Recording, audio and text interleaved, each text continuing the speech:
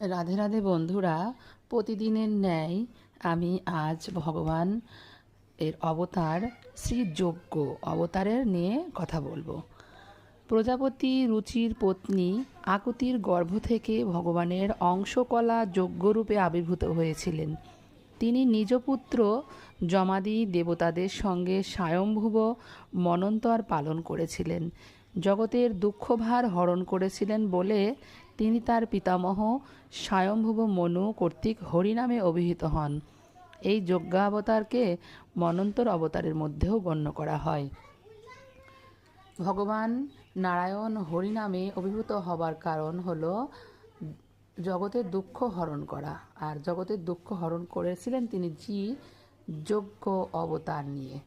এই যজ্ঞ অবতারের মাধ্যমেই ভগবান জগতের দুঃখকে হরণ করেন।